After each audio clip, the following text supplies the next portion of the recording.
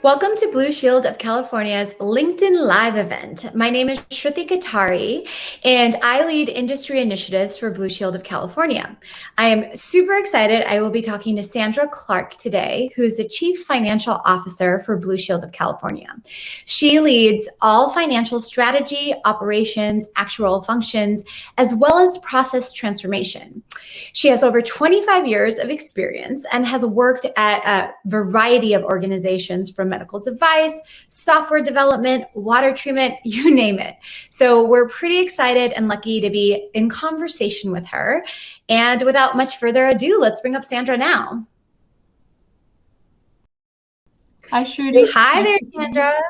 I'm super excited. Thank you for taking the time. I know how busy you are.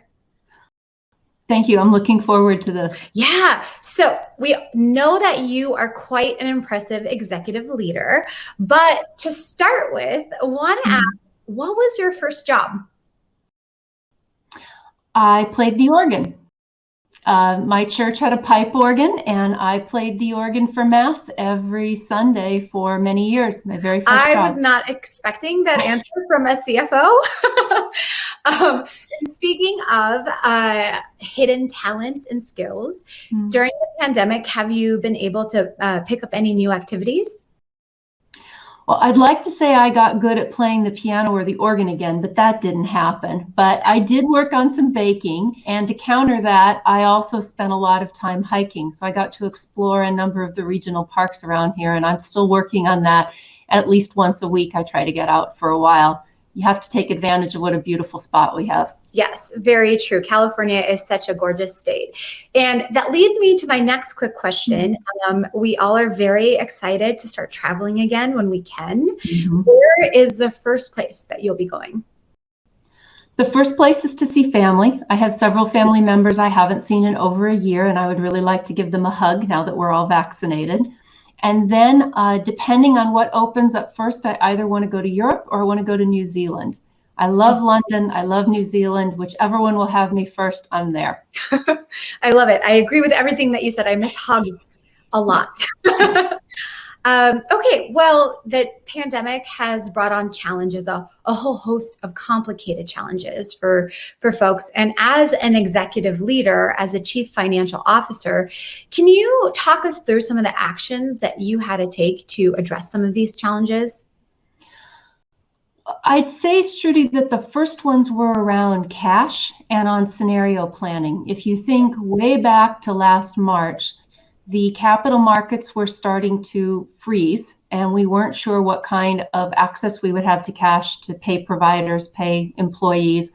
So we had to take a hard look at cash planning.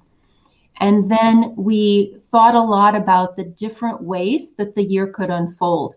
And so we had to quickly adapt our scenario planning and our forecasting capabilities to look at a variety of options and be able to make adjustments to them quickly. It was a lot of learning on the fly. Yeah, that's a great walkthrough of all of the challenges. And the pandemic, it was so unpredictable. And so when you think about it, you really had to be agile and responsive at any given notice, right? And as things evolved. Can you talk us through that a little bit more? How were you and your team able to do that? Well, one of the first things was to make sure that we stayed connected. And when you think of how comfortable we all are on technology like this now, I would say we weren't anywhere close to that a year ago. We used WebEx, we used some platforms, but we were largely in just a couple of locations on a pretty regular basis. So how do you take advantage of the tools? How do you take advantage of the technology that you have when it comes to things like your financial systems to make sure that you are leveraging it to be as fast as possible with your conclusions, the information that you need to provide to your business partners so that they can be making good decisions. And we wanted to make sure that we were supporting members and providers. So we had a lot of flexibility. We had to be very agile on getting onto calls at the last minute, using a lot of instant messaging technology to make sure that we were staying up to date and adjusting as new information came in. But I'm really proud of how the finance team stepped up to be a partner with the business and to be a partner with our providers and our members on programs like financial support for the providers, financial support for members who are having challenges paying their premiums. And all of that was done because we got good at quickly analyzing the financial situation, cash, and being able to come back with thoughtful answers on how to address these things. Yeah. And do you think that the pandemic will have any long-lasting effects on where and how we work? Absolutely. I think a couple of things are around to stay. One is the use of technology like this. I don't see an environment for a long time where we all go back and work in an office 5 days a week, if ever. What this has shown us is that people can work from a lot of different locations, and we have a very broad and thoughtful team that is focused on our return to the workplace. And they haven't come to any final conclusions yet, but where we're headed is a direction of hybrid work on a regular basis, and making sure that we have people in the office for collaboration, for I'll call them touch base events, to make sure that we're staying connected as a team, and that we use the tools in a thoughtful way to keep the people who are remote and the people who are in the office both engaged in conversations. So I think all of that is going to be with us. And I think some of the other technology that we've started to use, how we've learned to stretch the tools that we have and do more things remotely, is going to continue as well. Whole new world. Yeah, I love the thought that's going into this, and I love the hybrid model that you discussed. Last question, Sandra, I know you're very busy, and wanted to leave on a positive note for folks. As we consider the pandemic response, what, if anything, was positive coming out of that?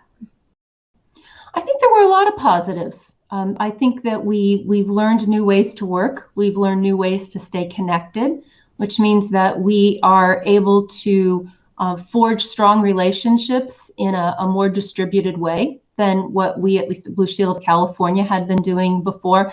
My colleagues in global companies have, of course, been experiencing some of this forever, but we're taking advantage of it now and seeing how successful it can be. I think we've learned how to adapt many of our processes to be more nimble. And I think we have, most importantly, learned a new appreciation for our providers and for their partnership, because at the end of the day, they were really heroes in all of this. Yeah, absolutely. Well, thank you for your time, Sandra. Again, really appreciate you being here. Well, thank you very much, Trudy. I enjoyed it. Have a wonderful day. Yeah. And to the audience, thank you for watching. This is a part of an ongoing series of LinkedIn Live events profiling Blue Shield of California executives.